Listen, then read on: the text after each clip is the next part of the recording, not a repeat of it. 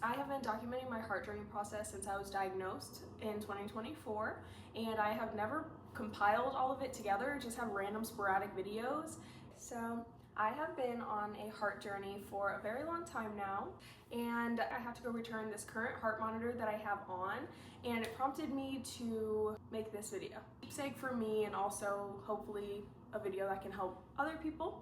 So basically I'm just going to walk from the beginning to currently, and then show you guys how this current heart monitor works, because this is a new fancy one.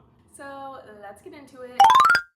Starting from the top, back in 2018, I was going through school. It was expensive. I was doing a normal checkup at my primary doctor, and the primary doctor said, "Ooh, your heart doesn't sound too good. We're gonna refer you to a cardiologist." I said, "Cool." Went to the cardiologist. They said, "Oh no, it sounds horrible. We need to have you doing testing, monitors, all types of stuff." And I said, "Is that covered by insurance?" They said, "No, ma'am. You do not have to worry about me." So I didn't even look into it. I said, "I'm young, I'm healthy, I'm hot, I'm sexy. You don't even worry about it." So I ignored it.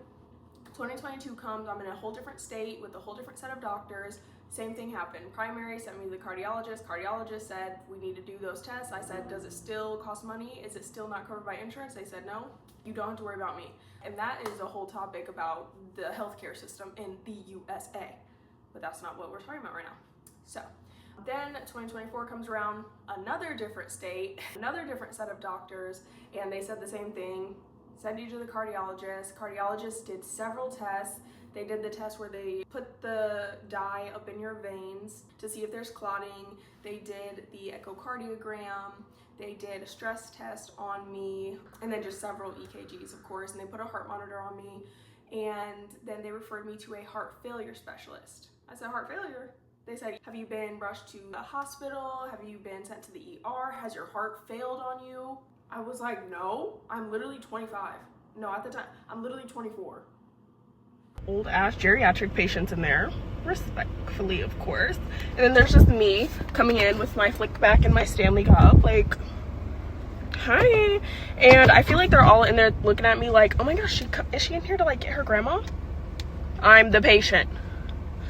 Whew, see, I can't even breathe right now. Why would my heart go out on me? What are y'all talking about? You know what I'm saying?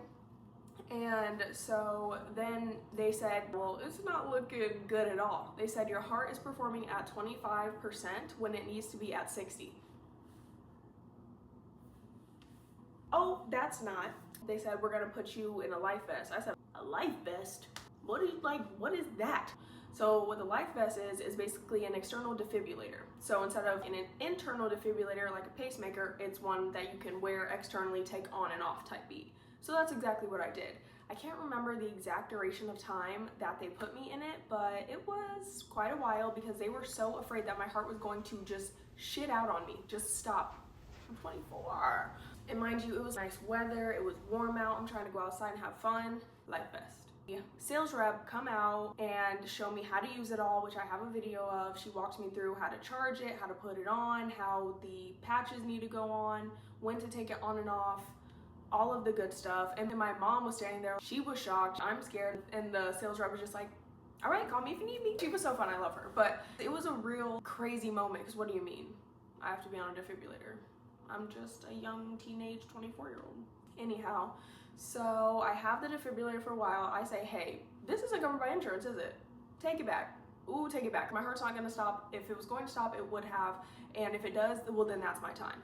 People say I'm crazy, but it's like, what do you... So I sent the heart monitor back, or the life vest. Anyways, I have several videos of me walking around with the life vest on, doing work with it on. Luckily, I was remote at this time, so I didn't have to go in and out of an office, because I could not have done that. So everything works out how it should. But I had the life vest on for quite a while.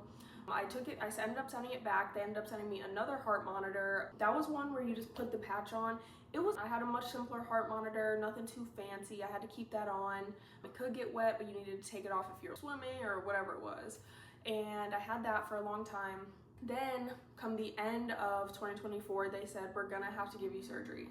I said, "Oh, surgery on my heart?" So in It was halfway. Okay, so they had already put me on medications. I forgot to mention that. They had already put me on medications. The medications obviously weren't helping because I literally have a problem. And so they said, yep, we're gonna have to do surgery because what we found is that you are having extra heartbeats, which is where the diagnosis of cardiomyopathy comes in. I don't know exactly what type of cardiomyopathy I have. They may have told me, I don't know. But I know that that is the diagnosis. We've done genetic testing. They've asked me about my health and my lifestyle. The medicines didn't help, so we don't really know what caused it or what is causing it, whether the heart is stressing itself out or whether it's something I'm doing externally. We don't know, but what we do know is that there were extra heartbeats, so what they had to go and do is do a PVC ablation. And what PVC ablation is where they put you under, they basically put a catheter up in you and they get up in there and they zap out the extra heartbeats. They burn them out. And I was like, what do you mean you're gonna go into my heart and burn my heartbeats out? You know what I'm saying? Oh my God, who are you talking to? That was insane. And so the surgery was scheduled for the first month of 2025. Hey, Happy New Year. Right, but I had the most amazing doctors, most amazing surgeons, and I actually knew somebody who worked in the heart sector of the hospital, so that worked out, didn't it? But anyways, I felt really comfortable going there and doing that. I trusted all the doctors, I trusted all the techs, I trusted everybody who was helping me there. It was a good day. My whole family came, my mom, my dad, my stepdad, my sister, my other sister. Anyways, there to support me. I was under, so honestly I didn't feel much of it, but I woke up and I was like, I feel lighter. But I was still, as the days went on, I noticed like the symptoms that I was having, like breath, fatigue, extra, like my chest hurt. It just felt exhausted. I felt so much lighter after the surgery. I was like, wow, it worked. So while it did work and it got me from 25% up to 35%, hey, where I am stagnant at. I'm currently still at 35% and we are in March of 2026 now. So unfortunately, I'm not getting any better with the medications only. So that's why they put me back on this heart monitor. Oh, wait, now I'm in my fourth state with the fourth set of doctors. So I set up a primary doctor, a heart doctor, and then a heart failure specialist. And so they wanted to redo my genetic testing, put me on another heart monitor, and up my dosage of medicines, and then we'll go from there. So that's where we're at right now. I'm sure there's details I missed, so an update will definitely be needed, but yeah, what we're doing right now. And I want to go over my actual heart monitor that I have right now because it's so cool and fancy. Okay, this is the heart monitor I have right now, the MCOT, and it is real fancy. That's what it looks like, clearly. Anyways, okay, yeah, it comes with all of this stuff. So this is for an EKG, which I don't have to do, and if I do have to do, they didn't tell me that, so. This is the return package. These are instructions. We'll go through all of it. Let me just show you the contents of the box. So we have, okay, so we have box one, which just has, so box one is where the actual sensor came in, the sensor, and then the scrub pad for when you change the sensor out, and then what's this, you may be asking? It's my trap phone for the heart. Yeah, I got a whole phone for my heart. Like my life, genuinely.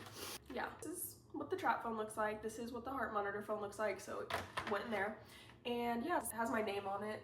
And so what you do with this is if you have anything happen, basically you click on the heart and then you tell them what happened. So did you faint, were you dizzy, chest pain, and then you click next, and then it will say, okay, so then when they go back and look at my charts, my heart monitor readings, they'll know, like, at this moment she was having chest pains, at this moment she fainted, whatever it is. And yeah, it sends all that information to them. They can also send me messages on it. So there's one on there, it says, congratulations, you're almost done with your heart monitoring. Yay! So I had to have this on for 2 weeks. Adhesive is very uncomfortable on my skin. Yeah. Then we have box two, which is where the patches come in. These are the patches that you put. I'll show you when I take it off, but the patches is what sticks to you and then the monitor goes in it. And then box three is for the EKG and stuff. That ain't got nothing to do with me. I didn't touch that, so. And then it came with obviously a charger for the phone, which I had to charge just as frequently as I charge my literal phone, and then a charger for the monitor itself. So I'll show you how that works too. And to get the monitor on, you had to put this over your head, match it up with your collarbone, and then slay. I did have Anthony put on my monitor because obviously, right, heart center. Had him practice putting on my monitor because this could be the rest of my life. Like someone needs to know how to do it, and this your bag. It was very funny. He got it. Anyways, though, so now we're gonna take it off and go return it. So how to take it off is you have to pop it out. Oh, wow, it was much easier the first time. Wait, it's not coming off. Oh, there we go. Yeah, snatch it off of there. Oh, it's wet because you can wear it in the shower. This is what the little monitor looks like, and this is how you would charge the monitor. Pop it in there, plug it into the wall, and then charge it like a phone. And then this is the patch itself. So anyways, yeah, that's my life. I hope you enjoyed it, because I know I sure did. But yeah, that's where we're at right now. I'm mailing this heart monitor back now, so they'll get the readings pretty soon. We have done genetic testing again. We are getting my medical records from my last hospital in Alabama. Are obviously going to review the heart monitor results, and we are upping the dosage of medication. So we'll see if anything comes of that, and if not, I will have to get a pacemaker. 26 with a pacemaker. Anyways, I know that everything's gonna work out fine. I'm not really stressed about it. I am more so stressed about the cost. Like this ain't nothing to play with in the US. So that's the biggest stressor, but I know it'll all work out. So I'm excited to see what comes of this and excited to heal. Thanks for watching my update. And hopefully this can help somebody who has an unsolved medical condition, and even somebody who might have cardiomyopathy specifically. But yeah, that's all we have right now, and I will update whenever I can. Bye.